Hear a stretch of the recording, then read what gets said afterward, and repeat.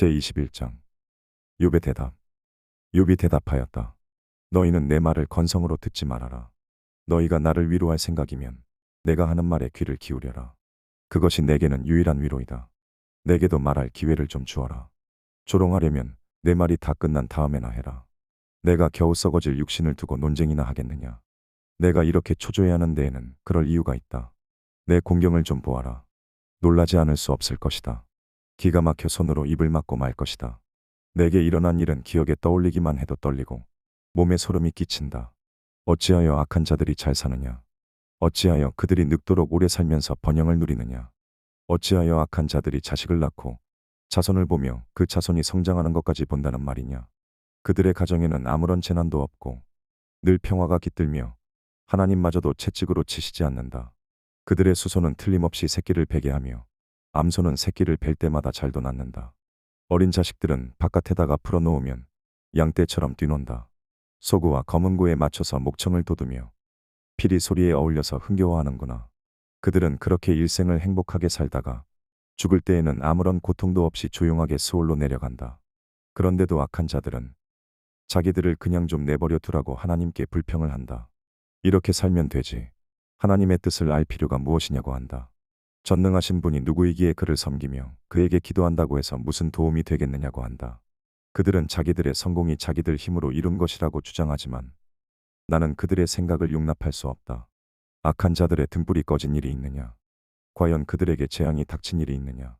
하나님이 진노하시어 그들을 고통에 빠지게 하신 적이 있느냐? 그들이 바람에 날리는 건불과 같이 된 적이 있느냐? 폭풍에 날리는 겨와 같이 된 적이 있느냐?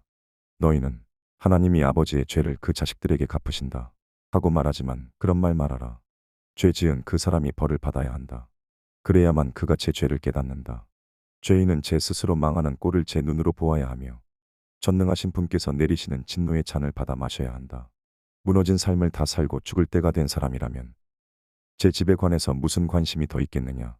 하나님은 높은 곳에 있는 자들까지 심판하는 분이신데 그에게 사람이 감히 지식을 가르칠 수 있겠느냐. 어떤 사람은 죽을 때까지도 기력이 정정하다. 죽을 때에도 행복하게 편안하게 죽는다. 평소에 그의 몸은 어느 한 곳도 영양이 부족하지 않으며 뼈마디마다 생기가 넘친다. 그러나 어떤 사람은 행복하고는 거리가 멀다. 고통스럽게 살다가 고통스럽게 죽는다. 그러나 그들 두 사람은 다 함께 티끌 속에 눕고 말며 하나같이 구더기로 덮이는 신세가 된다. 너희의 생각을 내가 다 잘 알고 있다. 너희의 속셈은 나를 해하려는 것이다. 너희의 말이 새도 부리던 자의 집이 어디에 있으며 악한 자가 살던 집이 어디에 있느냐 한다. 너희는 세상을 많이 돌아다닌 견문 넓은 사람들과 말을 해본 일이 없느냐. 너희는 그 여행자들이 하는 말을 알지 못하느냐. 그들이 하는 말을 들어보아라. 하나님이 진노하셔서 재앙을 내리셔도 항상 살아남는 사람은 악한 자라고 한다.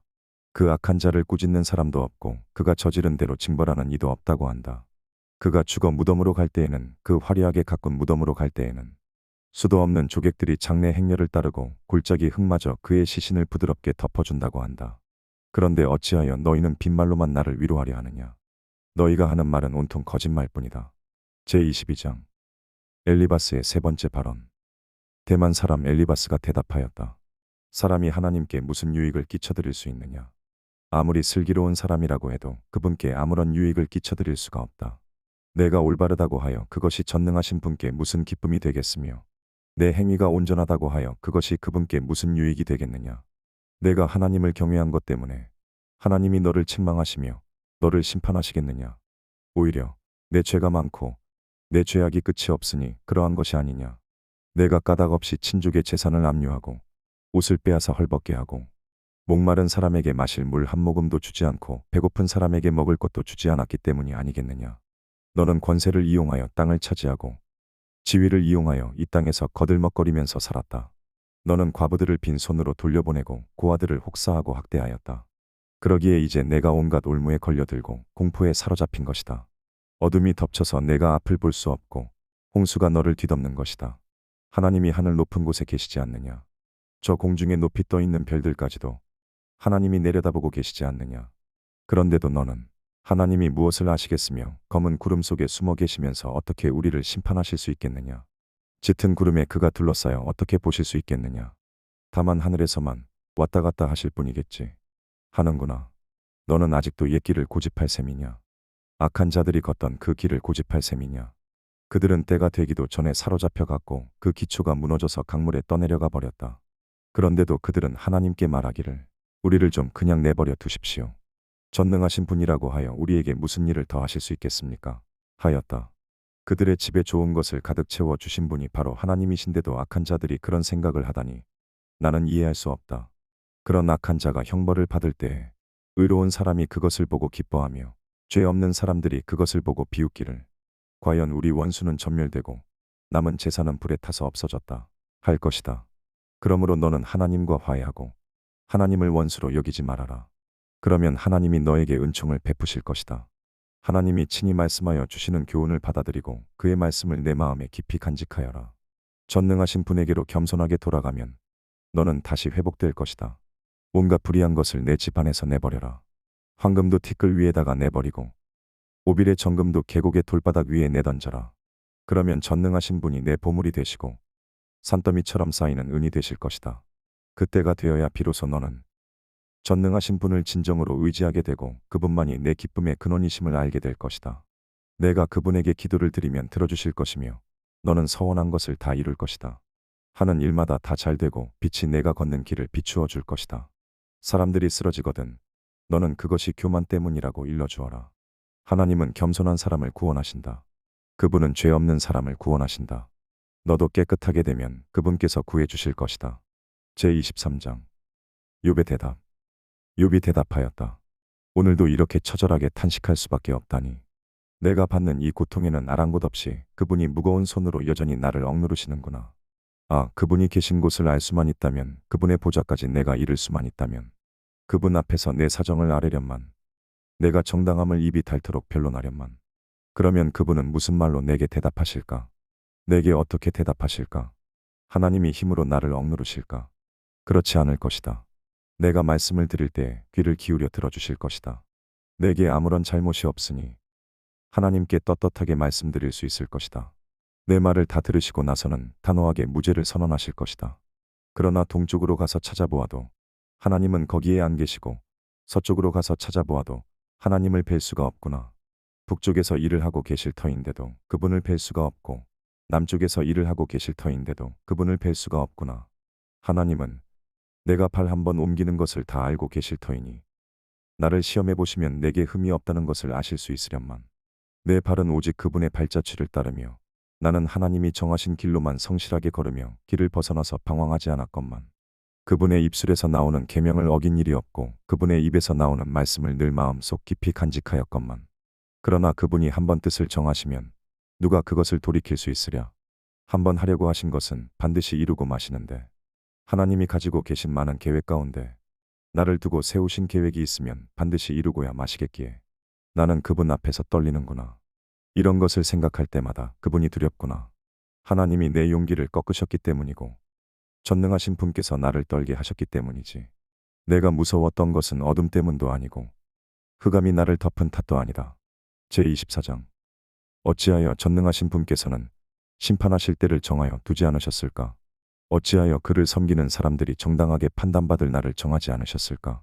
경계선까지 옮기고 남의 가축을 빼앗아 제 우리에 집어넣는 사람도 있고 고아의 나귀를 강제로 끌어가는 사람이 있는가 하면 과부가 빚을 갚을 때까지 과부의 소를 끌어가는 사람도 있구나. 가난한 사람들이 권리를 빼앗기는가 하면 흙에 묻혀서는 가련한 사람들이 학대를 견디다 못해 도망가서 숨기도 한다. 가난한 사람들은 들나귀처럼 메마른 곳으로 가서 일거리를 찾고 먹을거리를 얻으려고 하지만 어린 아이들에게 먹일 것을 찾을 곳은 빈들뿐이다. 가을거지가 끝난 남의 밭에서 이삭이나 줍고 악한 자의 포도밭에서 남은 것이나 긁어 모은다. 잠자리에서도 덮을 것이 없으며 추위를 막아줄 이불 조각 하나도 없다. 산에서 쏟아지는 소낙비에 젖어도 비를 피할 곳이라고는 바위 밑밖에 없다. 아버지 없는 어린 아이를 노예로 빼앗아가는 자들도 있다. 가난한 사람이 빚을 못 갚는다고 자식을 빼앗아가는 자들도 있다. 가난한 사람들은 입지도 못한 채로 헐벗고 다녀야 한다. 곡식단을 치고 나르지만 굶주림에 허덕여야 한다. 올리브로 기름을 짜고 포도로 포도주를 담가도 그들은 여전히 목말라 한다. 성읍 안에서 상처받은 사람들과 죽어가는 사람들이 소리를 질러도 하나님은 그들의 간구를 못 들은 채 하신다. 빛을 싫어하는 사람들이 있다. 그들은 빛이 밝혀주는 것을 알지 못하며 빛이 밝혀주는 길로 가지 않는다. 살인하는 자는 새벽에 일어나서 가난한 사람과 궁핍한 사람을 죽이고 밤에는 도둑질을 한다.